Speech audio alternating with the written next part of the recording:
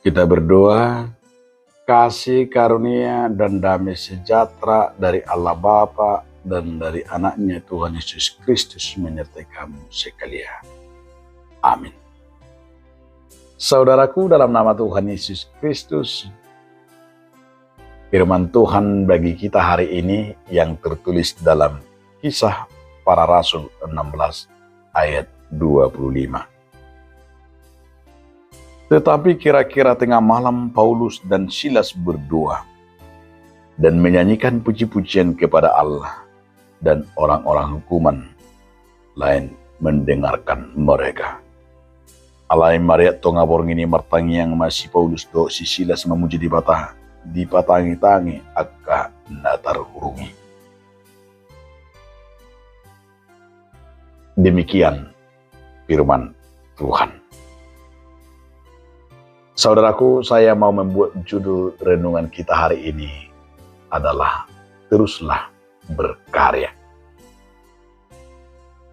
Yang paling hebat dari Paulus dan Silas ternyata tidak pernah merasakan dirinya dipenjarakan. Sekalipun tubuhnya dipenjarakan, tapi dia tidak pernah lupa, tidak pernah untuk bersyukur dan memuji muliakan nama Tuhan.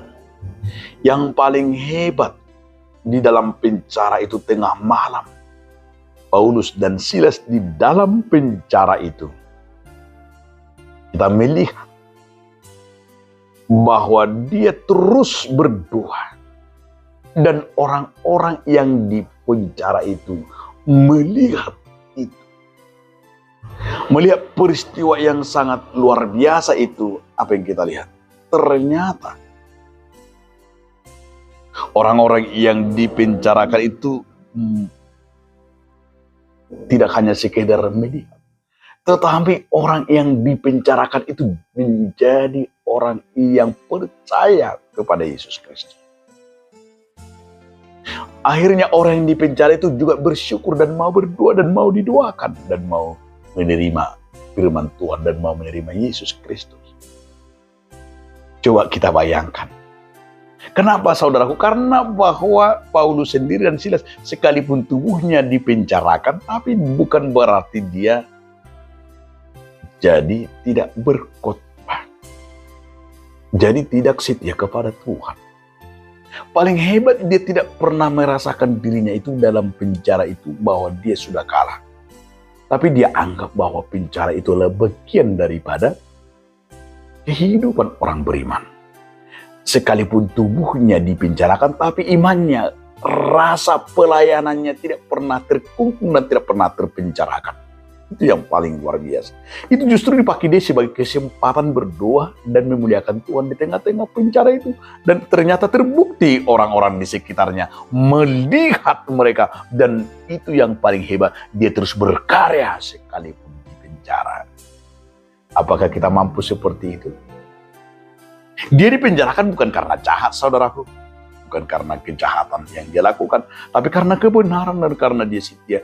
Yang dia pengikut Kristus karena dia mau memberitakan Kristus, maka dia dipenjarakan karena dianggap Allah sebagai musuh oleh kaisar.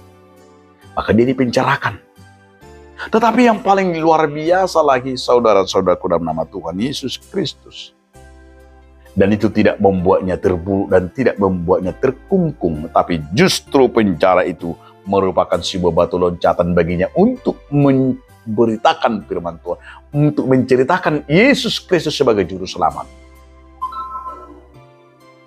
Oleh karena itu, saudara-saudaraku, jadikanlah dirimu bermanfaat, jadikanlah dirimu berkarya dimanapun, dan jangan pernah menganggap kita harus di tempat yang paling enak, yang paling damai baru bisa kita berapa. Tidak, tapi di mana-mana kehadiran kita harus bisa bermanfaat.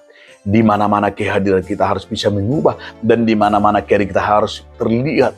Jangan pernah malu dan jangan pernah ragu untuk memuji dan memberitakan Yesus Kristus. Keraguan-keraguan kita itu akan kita hilangkan. Mari kita meniru Paulus dan Silas yang tidak pernah ragu memberitakan dan tidak pernah ragu berdoa dimanapun.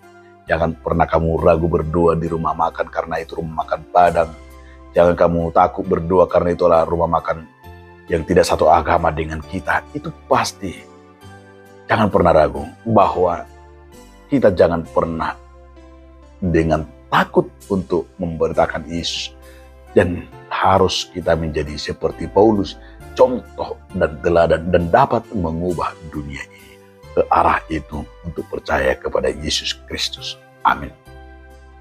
Terima kasih Tuhan atas firman hari ini yang mengingatkan kami agar kami percaya seperti Paulus dan Silas. Amin.